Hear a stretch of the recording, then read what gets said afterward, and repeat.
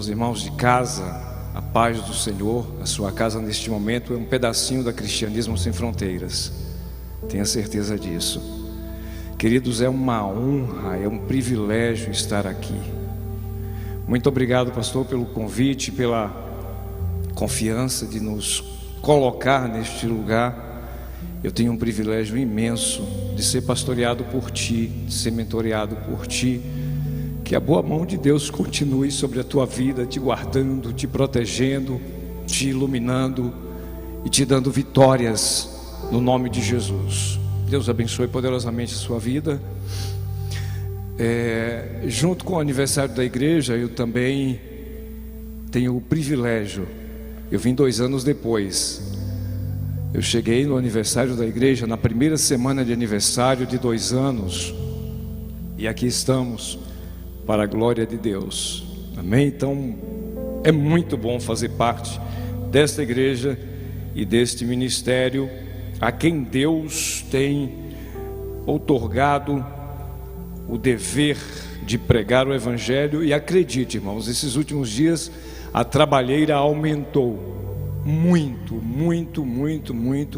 mas Deus tem feito coisas tremendas através da sua igreja, através desse ministério. Sou testemunha pelas lives, pelos cultos, pelos cursos, pelas ministrações, e quantas pessoas têm sido abençoadas aqui e ao redor do mundo nesses últimos dias. É óbvio, quando um time ataca, o outro quer contra-atacar, mas Jesus disse assim: eu edificarei a minha igreja, e as portas do inferno não prevalecerão contra ela. Aleluia! Deus é conosco, Deus é conosco, Deus é conosco. Glória a Deus. Vamos para a palavra. Queridos, eu disse para o pastor hoje pela manhã, ele comentou aqui agora, é tão bom ouvi-lo ministrar, pregar. Eu disse: ô pastor, pode pregar, eu gosto mais de ouvir, né? Mas estamos aqui para dividir as tarefas, né, pastor Asnis? Somos soldados no exército e estamos aqui para trabalhar. Glória a Deus. Eu quero convidar você que está aqui, que está em casa, para uma leitura rápida da palavra de Deus, apenas um versículo, João 3,16, um versículo bastante conhecido. João 3, versículo 16, para a nossa meditação, a nossa reflexão, aquilo que Deus tem para nós nesta manhã. Alguns se colocaram de pé, então os demais, se puderem, em reverência à palavra. Evangelho segundo João, capítulo 3, versículo 16, nos diz assim: porque Deus amou o mundo de tal maneira que deu o seu Filho unigênito, para que todo aquele que nele crê não pereça, mas tenha vida eterna. Em uma versão mais atual diz: Deus amou o mundo tanto que deu o seu Filho único, para que todo aquele que crer nele não se perca, mas viva eternamente. Podeis assentar no nome de Jesus. Queridos, para uma melhor compreensão deste versículo, eu quero, ou para adentrarmos esse assunto, lembrarmos um pouco sobre o Evangelho de João, ou antes, sobre os 4 evangelhos. Os 4 evangelhos que levam o nome de quem escreveu. Mateus, um homem público, que estava na alfândega trabalhando, e recebe um convite de Jesus. Mateus teve a honra de receber 2 convites de Jesus. O primeiro convite, ele disse sim, vem e segue-me.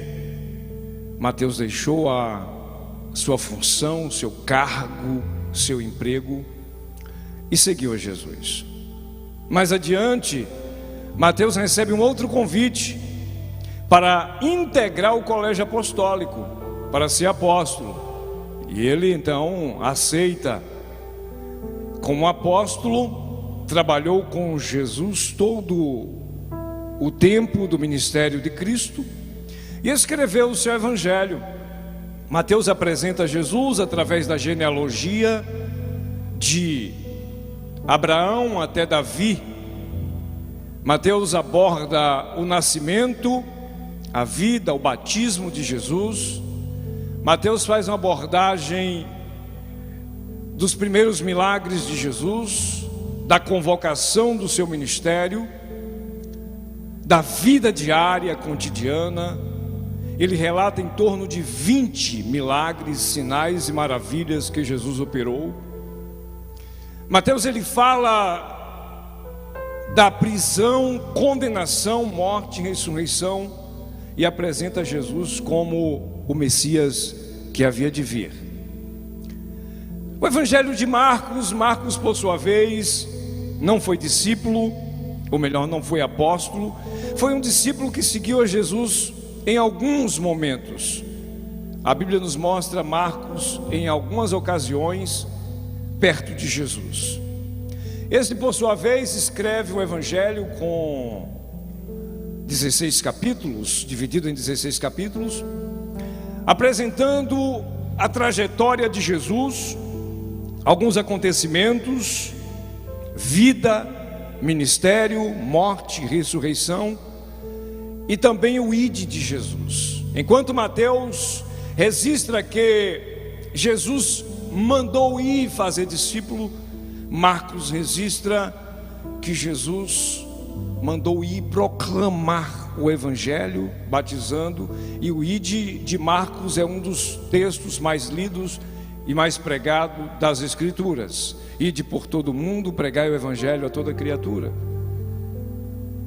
Enquanto Mateus disse, ide, fazei discípulos de todas as nações.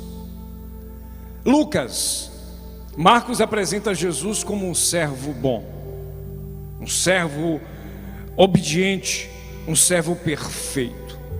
Lucas não foi discípulo, não foi apóstolo, era um médico grego, que depois de muito tempo ele resolve escrever para um amigo dele chamado Teófilo, também grego. E na sua narrativa, ele diz para Teófilo o seguinte: meu amigo Teófilo, tem muita gente escrevendo sobre a história e vida de Jesus. Achei por bem escrever, obtendo informações e notícias e entrevistando aqueles que com Jesus viveram e os fatos que aqui aconteceram. E eu procurei os mínimos detalhes para te escrever. Lucas, por sua vez, traz a genealogia de Jesus a partir de José, o pai adotivo, até Adão, e apresenta alguns trechos, alguns assuntos que Marcos e Mateus não trouxeram. Esses três evangelhos são chamados de sinóticos. Lucas, Marcos e Mateus tiveram a mesma visão: contar vida, nascimento, história, morte e ressurreição. Como eu disse, Lucas minuciou alguns detalhes e falou também da ascensão de Jesus ao céu. Aliás, Lucas contou um detalhe que os demais também não contaram: o milagre do nascimento de João Batista, de um casal chamado Zacarias e Isabel, que era prima de Maria. Isabel era estéril. Zacarias, um sacerdote, recebeu o sinal de que dele nasceria aquele que seria o pregoeiro, o antecessor de Cristo. Então, ler os evangelhos é uma coisa muito interessante, é saborear alguns detalhes lindos. Pois bem, Lucas apresenta a Teófilo Jesus como o Cristo, apresenta Jesus como o Salvador do mundo. Aí vem João já velho, escreve o seu evangelho num período que a igreja estava sofrendo ataques daninos de falsos mestres, de falsos ensinos, de falsas doutrinas, para uma igreja que foi doutrinada na pessoa de Jesus Cristo, a igreja primitiva. E o pastor está pregando sobre isso toda terça-feira, e perseveravam na doutrina dos apóstolos. Nessa época aqui que João escreveu, por volta dos anos 90, 92, 93 depois de Cristo, a igreja estava sofrendo ataques desses falsos mestres, tentando desiludir a igreja, que aquele ensino não era verdadeiro, confundindo a mente da igreja. Eu vou repetir, os 3 primeiros evangelistas tiveram a mesma visão, mesmo estando em ângulos diferentes. Apresentaram Jesus, o homem, o Messias. João, por sua vez, recebe de Deus uma orientação diferente ao ver a igreja perseguida, ao ver alguns se desviarem da fé, apostatarem da fé. João recebe de Deus a visão para escrever sobre Jesus, o mesmo Deus. É como se ele chegasse para a igreja primitiva no domingo pela manhã e dissesse: olha, o ensino que vocês receberam sobre esse Jesus é aquele que o escritor do livro do começo falou. No princípio criou Deus os céus e a terra. E eu vou dizer para vocês que no princípio quem criou os céus e a terra foi esse Jesus que vocês aprenderam. E aí ele relata: no princípio era o verbo estava com Deus, o verbo era Deus.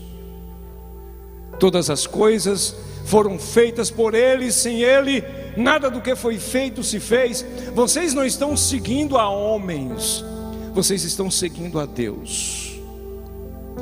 E ele ainda diz: esse verbo, ou esse homem que veio, ele era a própria luz. Ele foi rejeitado porque os homens amaram mais as trevas do que a luz. Ele veio para o que era seu, os seus não receberam, mas a todos que receberam deu-lhe o poder de serem feitos filhos de Deus. João escreve o capítulo 2 dizendo o seguinte: olha, este Jesus que vocês servem, um dia ele foi convidado a estar num casamento, e aconteceu que acabou o vinho no casamento. Por ordem da sua mãe, os serventes encheram os serventes obedeceram a ordem dele e encheram as talhas de purificação dos judeus, 6 talhas, quase 400 litros de água. E ele simplesmente disse: pegai e levai ao mestre-sala. Quando o mestre-sala provou, era o vinho de melhor qualidade. Olha, eu estou falando desse Jesus. Aí vem João e escreve um dos confrontos mais lindos da história. Capítulo 3 de João. João escreve que havia entre os judeus um homem chamado Nicodemos. Nicodemos era um bom judeu, era um fariseu, ou seja, ele era membro de um partido político com teoria religiosa. Nicodemos fazia parte do conselho do Sinédrio, ao que tudo indica. E aí João conta que esse homem foi até Jesus, e foi de noite. Algumas versões dizem que Nicodemos que havia entre os fariseus um homem chamado Nicodemos, que era líder dos judeus. Outras versões diz ele era principal dos judeus. Nessa versão aqui diz que era príncipe dos judeus. E aqui eu quero dar tema para essa pequena reflexão: o rei e o príncipe. O príncipe marcou o encontro com o rei. Não sei quem agendou, como foi a fórmula da reunião, como foi os detalhes, o porquê à noite. Existem 3 linhas de raciocínio. Uma delas diz que o bom judeu sabia que um rabino era muito ocupado durante o dia e temia o procurá-lo. Outra linha de raciocínio dizia que um líder ou um principal dos judeus, membro do sinédrio, era muito ocupado e não podia ter reuniões durante o dia. Outra linha diz que Nicodemos temia ir ao encontro de Jesus, por ele fazer parte de um conselho político religioso. Mas o encontro aconteceu. Me parece que foi no terraço da casa. Daqui a pouquinho a gente chega lá. E Nicodemos foi até a casa onde Jesus estava. Lá estava o rei eterno, o rei do universo, o seu rei, o meu rei, o nosso rei estava lá, à espera daquele príncipe. E o príncipe chega com uma caixa de sabedoria humana e diz para o rei: Rabi, ou seja, mestre dos mestres, Rabi principal, rabino, nós sabemos que tu és mestre. Não sei se ele estava acompanhado com alguma comitiva a ponto de apresentar nós, ou se ele se referia a alguns colegas do sinédrio. Certo é que ele disse: nós sabemos. O príncipe queria impressionar o rei com essas palavras: nós sabemos que tu és mestre vindo de Deus. Ninguém faz os sinais que tu tem feito se Deus não for com essa pessoa. O rei, por sua vez, olha para o príncipe e confronta: Nicodemos, necessário é nascer de novo. Quem não nascer de novo não pode ver o reino de Deus. Nicodemos questiona: como pode um homem velho voltar ao ventre de sua mãe e nascer? Como pode ser isso? O rei diz assim: não. Sabe, Nicodemos, sabe aquela criança que nasce? Ela foi de uma relação humana. Nicodemos imagina tudo aquilo e o mestre diz assim: o que é nascido da carne é carne, o que é nascido do espírito é espírito. E aí me parece que era no terraço. Jesus aproveita o vento da noite e diz: Nicodemos, está vendo o vento? Ele sopra de onde quer. Ouvimos a sua voz, mas não sabe para onde vai nem de onde vem. Assim é todo aquele que é nascido de novo, nascido de Deus. Ei, versículo de número 2. O príncipe aborda o rei. Versículo de número 4. O príncipe questiona o rei. Versículo de número 9. O príncipe questiona o rei. Do 9 ao 21, o príncipe se cala. Você não vê mais nenhuma pergunta, e só o rei fala. E quando chegamos aqui nesse texto do versículo 16, Jesus Cristo traz uma revelação que acabou acabou de derrubar o conceito religioso do bom judeu Nicodemos. Depois de Jesus falar e ter dito para Nicodemos: olha, como um bom judeu e mestre, tu devia saber de coisas terrestres que eu estou falando, e se eu falar das espirituais? Versículo 16 nós lemos: Jesus olha bem para Nicodemos e diz: Nicodemos, Deus amou o mundo de tal maneira que deu o seu Filho único, para que todo aquele que nele crer não pereça, mas tenha a vida eterna.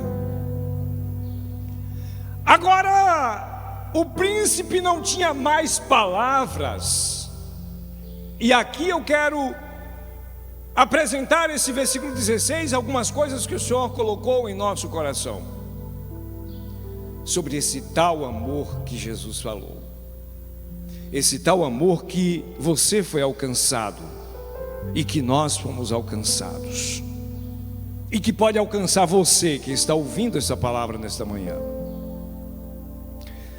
O amor de Deus, em primeiro lugar, ele ultrapassa as fronteiras. Imagine o bom judeu religioso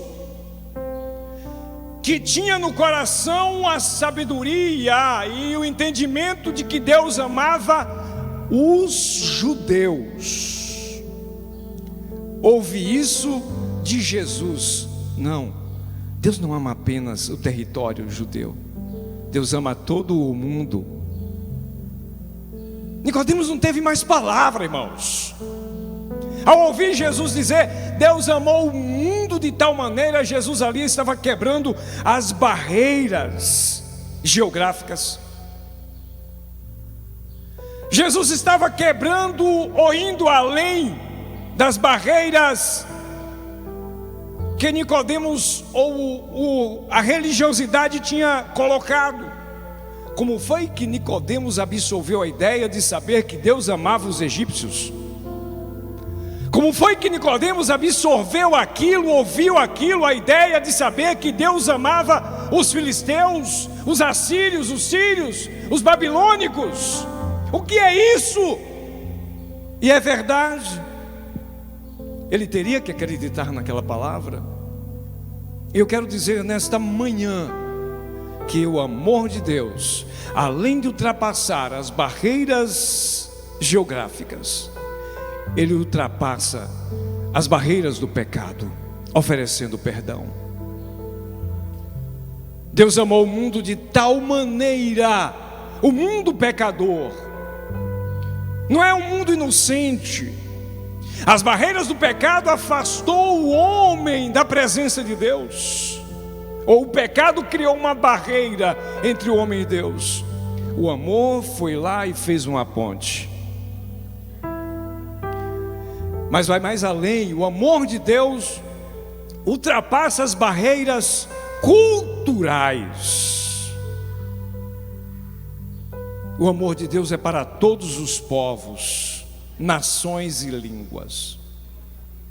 O amor de Deus, em segundo lugar, o amor de Deus é incondicional. Romanos 5, versículo de número 8, assim nos diz a palavra de Deus sobre esse tão grande, tal amor. 5 e 8 de Romanos.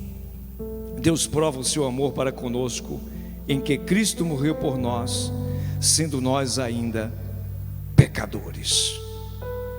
É fácil amar aquilo que você adquiriu. Por exemplo, você tem uma fazenda, você a ama porque custou o seu suor.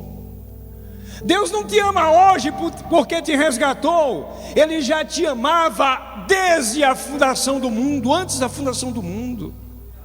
O amor de Deus é incondicional. Ele não impõe condição para te amar. Deus prova o seu amor para conosco, em que Cristo morreu por nós, sendo nós pecadores. E eu disse isso essa semana para uma pessoa: não precisa você pedir mais prova, porque Nós temos manias terríveis de pedir provas a Deus de tudo.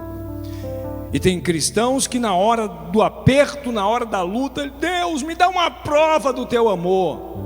Vai lá para o Calvário. Quem faria isso por você? O amor de Deus não impõe condições para amar. Deus te amou, Deus te ama e vai continuar te amando. Em terceiro lugar, o amor de Deus é maior do que o amor materno. Isaías 49:15. Deus faz uma pergunta através do profeta Isaías: pode uma mãe esquecer-se do seu filho que amamenta, do seu filho que ela gerou no ventre? Não pode. Pode, mães? Não pode. Todavia, se essa mãe esquecer, entretanto, se essa mãe esquecer, eu, o Senhor, não me esquecerei de ti. Jesus te ama. Deus te ama tanto, tanto, tanto, tanto, tanto, tanto, além do que tu podes imaginar. Primeiro, o amor de Deus ultrapassa fronteiras. Segundo, o amor de Deus é incondicional, não impõe condições. Ele não te ama porque já te escolheu, Ele te ama antes de você existir. Terceiro, o amor de Deus é superior ao amor materno. Em quarto lugar, o amor de Deus liberta. Romanos 6:22. Mas agora, libertados do pecado e feitos servos de Deus, tende o vosso fruto na santificação e por fim a vida eterna. O amor de Deus liberta. Quantas pessoas que ainda continuam carregando o fardo do passado. Quantas pessoas que ainda continuam sofrendo com coisas que não tem mais, que Deus já jogou no mar do esquecimento. Deus está falando com você. Quantas pessoas que carregam no seu ombro aquilo que Deus já jogou no mar do esquecimento. Quantas pessoas que continuam se culpando pelo passado. Eu estou te dizendo, pela palavra que Deus me deu, que o amor de Deus te liberta. Quantas pessoas que estão escravizadas e acham que para ele não tem mais jeito, não tem mais solução. Ei, Deus te amou de tal maneira que deu o seu Filho único por te amar. Não é um amor de paixão, não é um amor de paixão e ódio. O homem na terra diz que mata por amor. Deus faz você viver por amor. Ele permitiu o seu filho morrer para te dar vida. Dá um abraço nesse amor. Esse amor de Deus te abrace nesta manhã. O amor de Deus é superior a qualquer outra coisa. É superior ao teu sofrimento, é superior às tuas angústias, é superior ao que você vive no momento. O amor de Deus, ele alcança a todo o mundo. Não há barreiras que possa impedir esse amor de alcançar os corações dos filhos de Deus. E este amor fez com que o Filho do homem fosse levantado numa cruz para derramar o seu sangue, para que todo aquele que nele crê não se perca, mas tenha a vida eterna. Nós somos dependentes deste amor. Sem esse amor nós não podemos entrar nos céus. Sem esse amor nós não podemos sobreviver aqui. Oh, desfruta esse amor, recebe esse amor. E quantas pessoas que estão dentro do Evangelho, que estão na igreja e ainda têm dúvida desse amor, receba nessa manhã esta palavra como um incentivo para a sua caminhada diária, para a sua caminhada cristã. Deus te amou tanto, tanto, que deu o seu Filho único para morrer por nós. Você crê nessa palavra? Você crê nesse Evangelho que ultrapassa as barreiras do pecado, as barreiras geográficas, as barreiras culturais?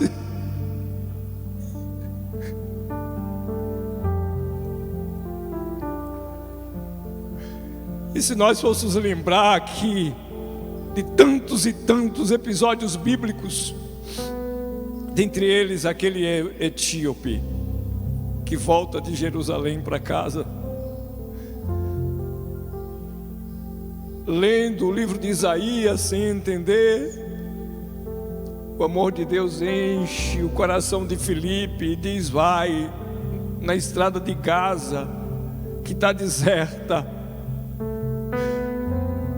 tem um homem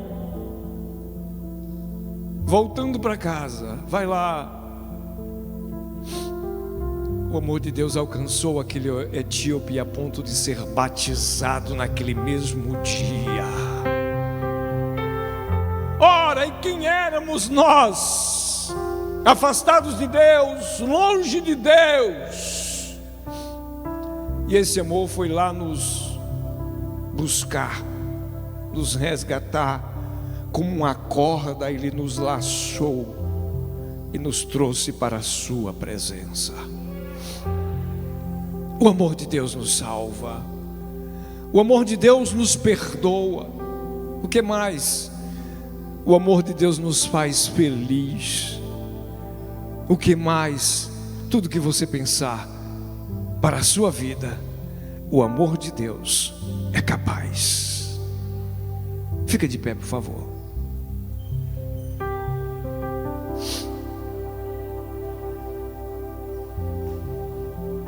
Deixa eu te contar uma história para resumirmos essa breve reflexão.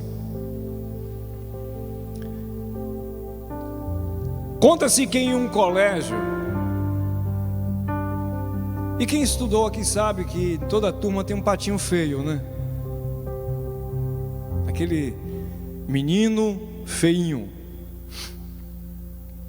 E naquele colégio, aquele menino abordou o seu colega e disse: meu amigo, eu estou com um grande problema.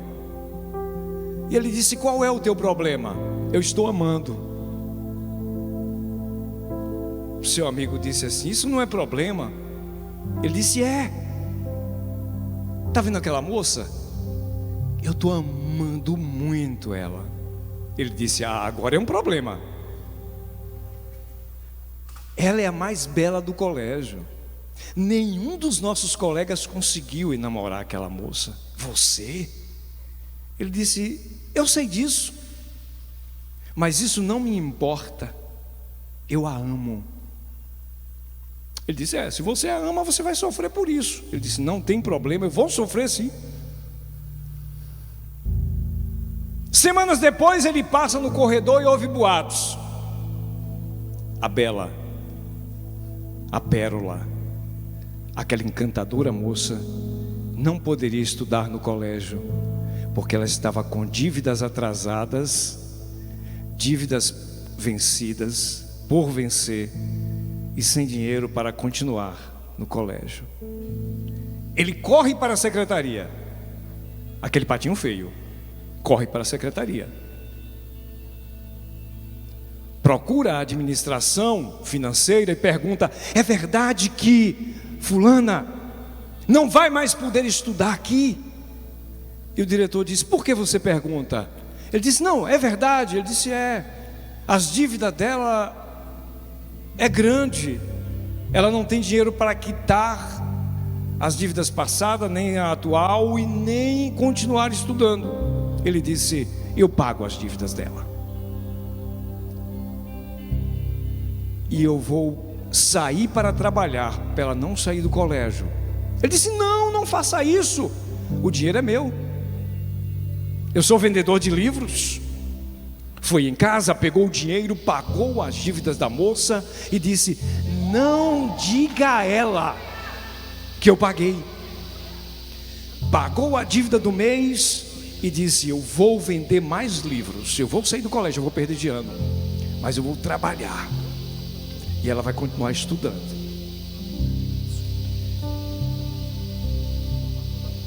O colega que ele tinha abordado recebeu uma carta alguns meses depois, e na carta dizia o seguinte: eu continuo a amando loucamente, e eu estou trabalhando para manter ela estudando. Não precisa você se preocupar comigo, que eu estou muito bem, feliz por amar. Tá bom. Ele trabalhou tanto, irmãos, que conseguiu dinheiro para fazer a matrícula dele e dela no ano vindouro, e foi para o colégio estudar. Criou coragem. Em uma bela manhã aborda aquela moça e a pede em namoro. Qual foi a resposta? Um baita de um não, com um desprezo total. Como ficou o coração dele? Imagine vocês, rapazes. E ela saiu resmungando. Alguém viu, sabia da história, chegou para ela e disse: fulana, ele te pediu em namoro?